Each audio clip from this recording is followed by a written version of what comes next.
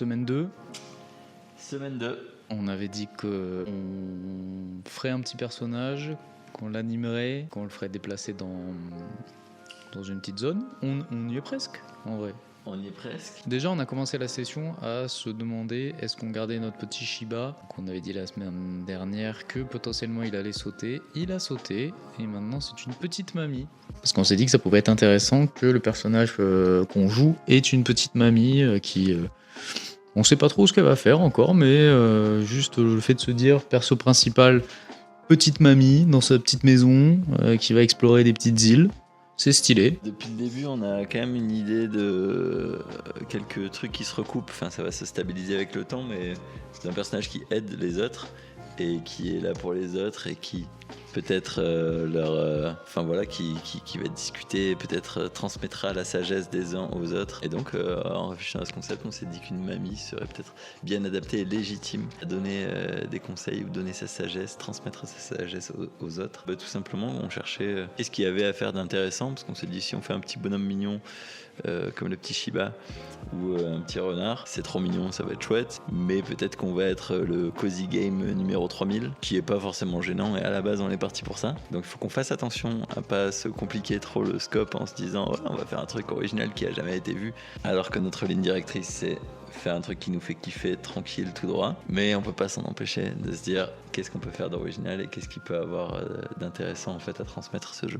Le fait de changer d'un Shiba à une petite mémé, ça n'a pas énormément d'impact, on peut encore se permettre ce genre de petits retournements de situation. Donc après, j'ai dessiné une petite mémé qui est pas du tout définitive, mais c'était vraiment histoire d'avoir quelque chose à se mettre sous la dent. On a testé du coup les IA. Je vous mets des extraits de génération de modèles 3D à partir de l'image. C'est absolument terrifiant, tellement c'est bien. Donc on verra dans le futur si je le fais à la main, en gros à l'ancienne, tu sais, à l'époque où on faisait les trucs nous-mêmes. Donc on va voir si je refais une modélisation, parce que le désavantage c'est que ça me sort 12 milliards de polygones, donc c'est hyper lourd. Donc peut-être on va faire à la petite mémé low poly pour nous faire gagner en performance, mais en tout cas comme outil de test rapide c'est quand même très bluffant. On avait fait un petit gribouillis, enfin une belle illustration sur iPad, et on avait que ça, une petite illustration à plat, et donc ça a été impressionnant de le voir mettre ça dans l'outil, et l'outil nous a inventé le modèle 3D, et tout à l'heure on avait donc un petit Shiba qui ressemblait même à un petit renard. Et quand l'outil nous a fait la vision 3D, il a même imaginé la petite queue du chien derrière, alors qu'elle n'était pas dessinée.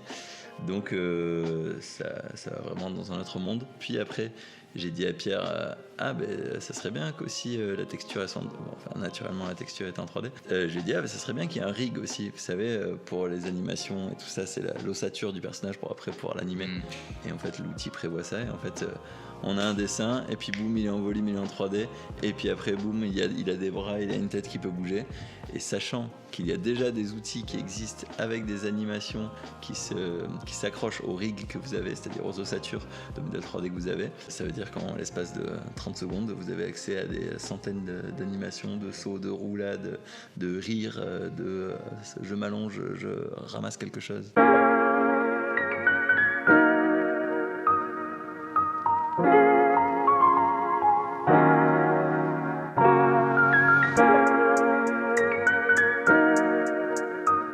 Ben voilà, très rapidement on avait notre petite mémé, et aujourd'hui on se quitte semaine numéro 2 où on a une petite mémé qui se déplace dans un environnement. On va peut-être la montrer. On le montrera à l'écran. Ok, alors je vous montre où en est la démo.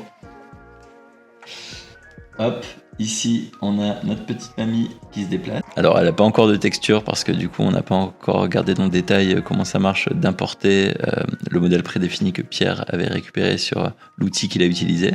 Mais en tout cas, voilà, j'ai commencé à utiliser Cinemachine, qui est donc un moteur de caméra qui est inclus dans Unity, en tout cas qui est gratuit. Puis hop, on a commencé à faire un petit système d'avoir des bulles de dialogue qui s'affichent quand on s'approche des petits copains qui sont présents sur la carte. T'es en forme aujourd'hui ? Vous avez vu, il y a déjà les voix qui sont implémentées. Et là, hop, je marchais, alors je suis une mamie, donc je vais pas super vite. Est-ce que tu pourrais m'aider ? Et là, donc déjà, on a objectif à peu près rempli, ou peut-être rempli, qui était il y a des bonhommes, il y a un personnage principal, il y a des bonhommes sur un terrain, et quand on s'approche, on peut discuter avec eux. Objectif rempli. Objectif de la session 3, semaine 3, ça sera, moi j'ai déjà commencé à un petit peu faire le petit décor de la première scène, donc ça sera continuer, je pense pas la terminer, mais voilà, continuer à l'avancer un peu. Et toi, de ton côté, ça sera potentiellement essayer de régler ce petit problème de texture, l'animer et... Ouais, problème de texture, l'animer, voir intégrer l'animation. Comment j'aimerais déclencher les bulles de dialogue manuellement. Là, je les ai mis au contact quand on s'approche du personnage tiers, du NPC ou PNJ. Du coup, intégrer les bulles de dialogue aussi à l'intérieur du jeu, que les bulles de dialogue soient un petit peu mieux intégrées en fait, et qu'elles soient pas juste collées comme ça en gros rectangle au milieu, et qu'elles soient attachées au world space, à l'espace de jeu, à l'espace de la caméra. J'aimerais faire en sorte que les bulles de dialogue soient intégrées à l'espace de jeu, et pas juste un gros rectangle posé sur notre écran. J'aimerais aussi, déjà pour que ce soit kiffant, et parce que le but c'est de nous faire kiffer, connecter une manette à Unity, et qu'on puisse contrôler déjà notre jeu avec une manette. Ouais, ça va être le kiffant. Donc voilà, ça fait déjà pas mal de choses, et assez pour remplir une ou deux sessions. Rendez-vous dans l'épisode suivant. Rendez-vous dans l'épisode suivant avec Mamie Island. Magnifique.